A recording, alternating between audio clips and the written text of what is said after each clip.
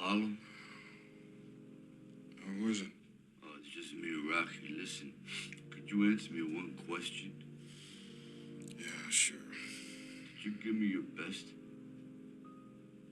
Even after Rocky's biggest fight in his life, even after proving to everybody and most importantly to himself, Rocky still has this imposter-esque feeling that he did not achieve something meaningful. To the point where he asks Apollo, who is all bruised up, "Did you give me your best?" It's like he really wants to make sure that he actually went to the distance with Prime Apollo. And of course, it wouldn't be a Rocky movie without him mentioning that his nose broke again. You fix my nose. At the zoo, Rocky is walking with his lover, Adrian, and in a very awkward Rocky Balboa, the Italian styling way of asking, "Would you marry me?" You wouldn't mind marrying me very much. Adrian says yes without hesitating. Kinda, I mean, she didn't hear him at first, but eventually she did. It's very ironic that Rocky is asking her to marry him at the zoo out of all places, if you remember the first movie, that is. Take it to the zoo. I hear retards like the zoo. Hey, this bum gotta say that. And it's strangely fitting how Rocky proposes at the zoo, because not long after, Rocky himself becomes an attraction and dresses up as a tiger, just like the background. The world no longer sees him as a man, it sees him as something to advertise.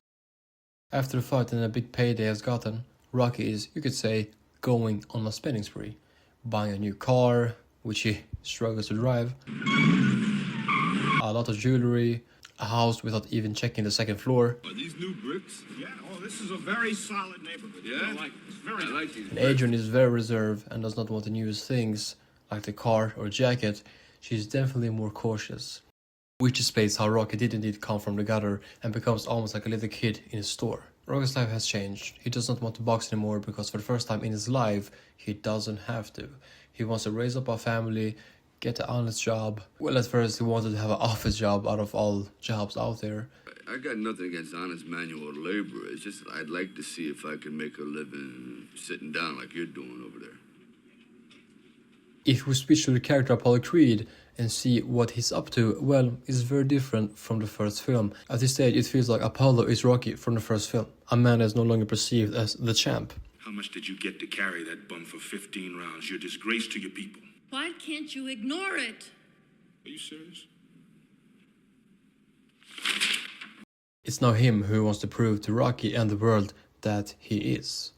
Just like the first film with Rocky and the whole going to a distance theme. A very cool detail here is that when Rocky is playing some sort of baseball, he actually covers his left eye to check if he actually has a bad eyesight now after the first fight.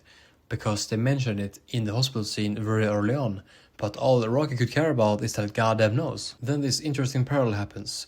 Adrian becomes pregnant and Rocky starts earning money through adverts instead of fighting, and the same world that once ignored Rocky now can't get enough of him. And the irony is that after spending his entire life wanting to be somebody, only to realize that everybody loves the image of Rocky Balboa more than the man behind the mask, whilst Adrian loves only Rocky. The company doesn't see him as a boxer anymore, they see him as a novelty, just like Apollo did before anybody else. Without a ranked contender, what this fight is gonna need is a novelty. They see him like a cute little underdog story that can be packaged, marketed and sold, just how the first Rocky film was. Inside the film, companies want to turn Rocky into a product. Outside the film, Hollywood wanted more Rocky.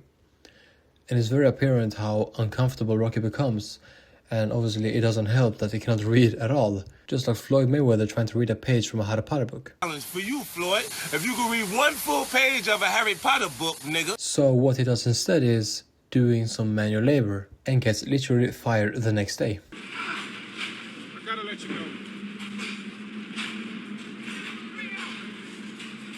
Even though he lost his job and have now payments under him with the house and all, Adrian is cool as ice. She doesn't want to see Rock box again since the consequences of doing so could be severe, like going blind. Rocky on the other hand has realized that the only thing he knows is fighting, which he has wanted to neglect since the first fight with Apollo. And Adrian is such a kind person to the point where she even says, "I could get a job," even though she's pregnant. If we need money, I could get a job. And Rocky's demeanor changes totally. Even after succeeding by going to a distance in the first film, it doesn't guarantee successful future. They still need to adapt and find new ways forward. When Rocky eventually decides to box again, he goes to see his mentor Mick, and he, similar to Adrian, says the same thing. What? You want to go blind? He even practically shows Rocky how blind he is. And once more, just like the first film, we have this beautiful moment between these characters. Rocky wants to be some sort of trainer assistant, and Mick just asks him straight up, where is the dignity? With Rocky's response confirms that boxing is all he knows and loves. I gotta be around it. Rightly after the sequence, we have another great scene, but now with Apollo and his trainer, where he explains how he needs to fight Rocky and showcase that he got lucky the first time. And obviously the famous line, Man, I won, but I didn't beat him. works perfect here to showcase what he truly feels about the fight. And what his coach says after is pure goosebumps. I saw you beat that man like I never saw no man get beat before, and the man kept coming after you. And we don't need that kind of man in our life. But still, that ego inside of him is still lingering, and Apollo does what he is best at, which is creating attention and trying to provoke Rocky into taking the fight. Rocky reacts to Apollo's campaign, and Adrian immediately understands what could happen if Apollo pushes the right buttons, because she knows Rocky better than anyone else. She knows that all it takes is the right words to bring him back into the ring. A very interesting thing here is that in the first film, the nickname the Italian Stallion was what gave Rocky his opportunity in the first place. It represented the dream, an unknown fighter getting a chance against a champion, but Apollo this time takes that same nickname and completely changed its meaning. The man's hiding. The man doesn't want to face me. So I say to you, Rocky Balboa, whatever your name is, And that just exemplifies why Apollo is such a dangerous opponent. He doesn't just fight you physically, he understands how your mind works, but also how to control the story around the fight. I mean, this guy knew social media before it even existed. Then the old gang is finally reunited, and the presser for this rematch is just hilarious. I mean, Apollo is obviously provoking and joking, while Rocky is the most nonchalant guy in there. I mean, look at this. I'm very happy about that. Why? Well, it's only about 10 minutes from my house. Which Apollo notices, and you can definitely see how frustrated he is getting by this act from Rocky. Come November, you're mine. I'm very upset. Later on, when Rocky and Mick together are analyzing the first fight back, and because of Rocky's bad eye, Mick wants to change Rocky's fighting stance, and Rocky himself needs to adapt once more. Mick suggests of going from southpaw to orthodox because of protecting the eye, but also to have that surprise factor in the rematch. And I really enjoy this scene where Mick says this about speed, getting speed in front of the projector. I get speed. Demon speed. Speed's what we need. We need greasy, fast speed.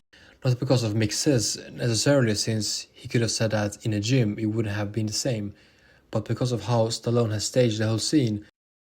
Rocky isn't watching a film, he's confronting his own past in a way.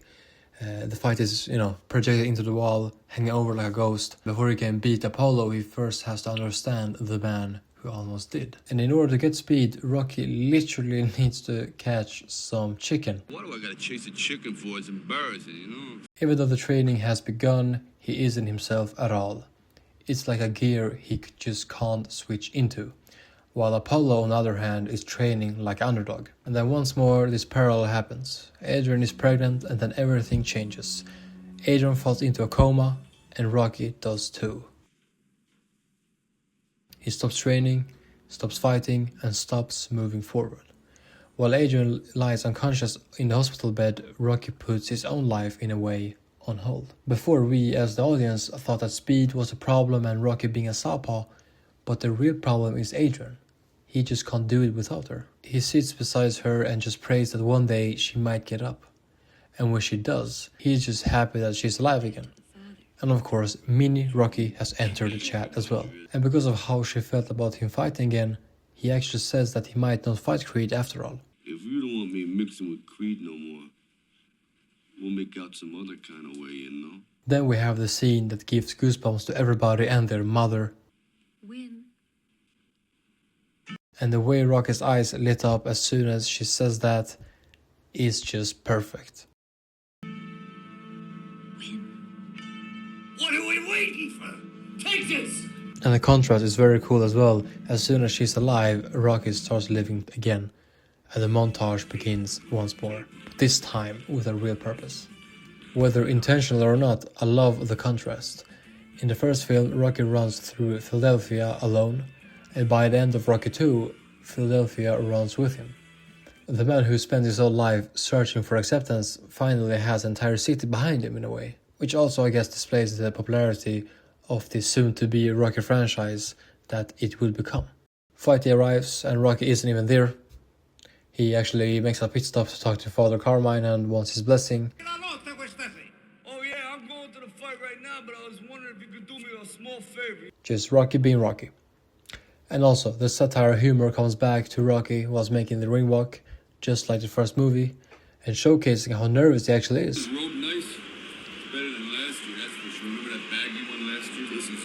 In this rematch, there's definitely more supporters for Rocky and a bigger spectacle all over. I've never seen so many Italians in one place in my life. You said that, I didn't. Round 1 begins and Apollo comes out doing some Clubber Lang shit. And Rocky is actually fighting orthodox, following the game plan and taking hits to the head. I mean, he kinda moves like Joe Frazier if you ask me, but with more brain damage received. And this very round looked more like round 16 to me, you know, fighting at where they left off, and they are just going at it. And Rocky goes down the first round. But in Rocky fashion, he comes back, and yes, he broke his nose again. Broke my nose again. Before round 2 starts, I just love how similar Apollo and Rocky really are. I mean, Apollo's corner tells him he's a dangerous person, and then he repeats, I am dangerous, I am dangerous. And then if you look at the Rocky's corner, they say the same thing. You can beat him because you're a tank. You're a greasy, fast, 200-pound Italian tank. Go through him. Run over him. And you know, for all their differences, both men enters the ring carrying the exact same thing. Doubt. Then we have Apollo doing some Muhammad Ali-esque taunting in the ring, which displays in a way how confident he really is after the first round, and he becomes himself again. You know, Apollo being this great but also hilarious boxer. And yes, Rocky goes down once more. But the more Rocky gets knocked down, he becomes stronger in a way. And it's like he wants to prove even more that no matter what, he will still be in the fight. And just a side note, this specific shot is really cool and well done, I gotta say. Looks very brutal. Then we have Bill Conti coming back once more and delivering a beautiful soundtrack, Conquest. I mean, it just sounds perfect and fits perfect too. And I really enjoy, for instance, how when the song slows down, so does the fight in the film. And then it goes right back up to speed and matching the soundtrack for an extra dramatic effect. And as the fight becomes more and more grueling, and as the last couple of rounds are left, the song features the Rocky-esque melody to display that it's now or never to keep digging until the fight is over. During the break, just before the last round, Rocky tells Mick that he's not going to switch stance anymore because he doesn't need any more tricks. No tricks, I switching. Yeah, but you're fading out. Then why don't you I don't need no tricks. All right. And showcasing a sense of self-dependence and being confident enough to do so. Even though Mick is still a father figure for him, and even though Adrian isn't in the arena, she's at home watching with Polly. Rocky attacks in round 15, Apollo gets caught badly by surprise, and Rocky is just going ham. One punch after another, both men are so tired that the fight itself looks slowed down, and then Rocky finally knocks down Apollo, but Rocky gets knocked down as well. And the most interesting part of this sequence is that both men fall, but for completely different reasons. Apollo is genuinely knocked down from Rocky's punch. Rocky, however, collapses from pure exhaustion. But the irony is that Rocky still needs to prove to everybody and get back up, almost like he has been knocked down himself. Apollo is supposed to prove that he can survive the fight and go to a distance, fine enough, and Rocky is supposed to prove that he can endure one. And this climatic scene lasts a long time, and one time Apollo is getting up, one time Rocky is, and in the end, Rocky does, and the music once more is pure goosebumps. And yes, Rocky again screams after Adrian.